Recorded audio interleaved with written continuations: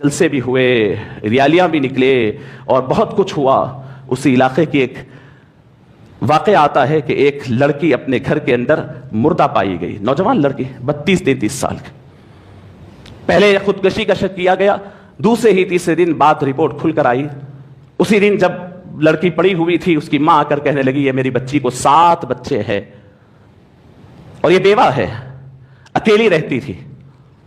लोगों ने कहा खुदकुशी कर ली। दूसरे तीसरे दिन पता चला कि खुदकुशी नहीं है, वो मर्डर है। बहुत सारे मर्डर हो रहे हैं, मैं ये तफसीलात नहीं, मैं आपको बात अर्ज करना चाहता हूं, सुने।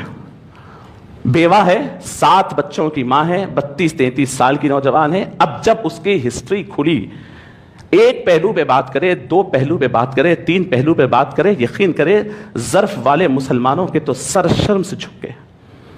पता चला कि इतनी डोमिनेटेड मुस्लिम एरिया, जिसके अंदर इधर मदरसे भी है, मस्जिदें भी है, खानकाएं भी है, दरगाहें भी है, जलसे भी है, जुलूस भी है, वहां की ये लड़की अपने 7 बच्चों की परवरिश करने के लिए कोई दूसरा जरिया न मिला तो वो डांसर बन गई थी। शादी खानों में जाकर नौजवानों को खुश करने वो नाचती थी।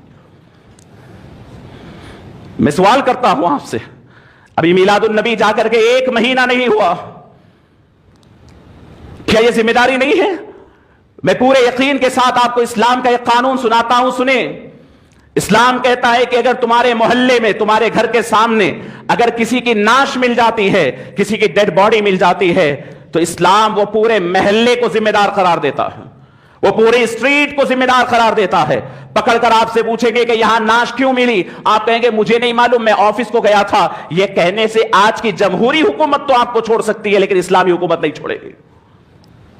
आपको बताना पड़ेगा इसका कत्ल क्यों हुआ, कातिल को पकड़ के देना पड़ेगा, आपको रिस्पॉन्सिबिलिटी उठाना पड़ेगा। और अगर कातिल नहीं मिलता है तो इस्लाम कहता है कि वो महल्ले वालों से इसका बदला लिया जाएगा और उसकी दियत ली जाएगी।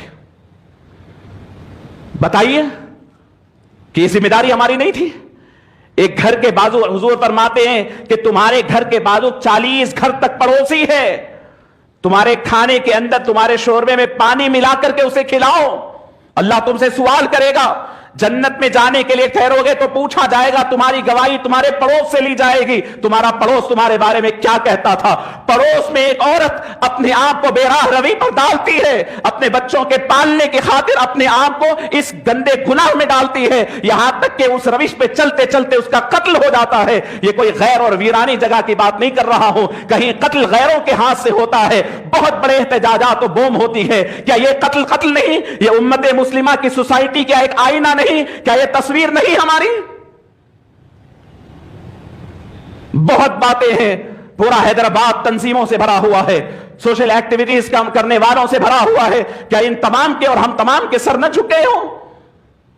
एहसास मर गया है हमारा, ज़मीर मर गया है हमारा, हमें एहसास नहीं हमारे पड़ोसी के घर में क्या हो रहा है, उसके ऊपर क्या गुजर रही है। क्या आपके पास ये नहीं कहा गया कि यतीम बच्चों की कफालत आपके पास फजीलत वाली चीज नहीं है? बेवाओं को सहारा देना नहीं है? और एक बात सुन ले, ये भी एक बड़ा ऐब हमारे पास है कि एक बार किसी का रिश्ता टूट जाता है या उसके शौहर का इंतकाल हो जाता है, चाहे वो किसी उम्र की हो, हम उसको ऐसे ही छोड़ देते हैं, फिर उसका दूसरा निकाह नहीं करते।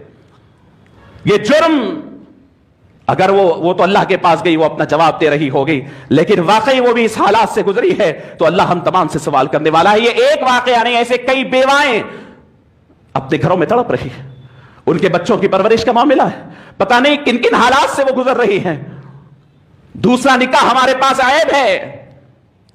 और वो औरतों को मैं सवाल करता हूं, हमारी मां और बहनों से, कि शौहर तुम्हारे पास है, वो बेवाएं क्या करें?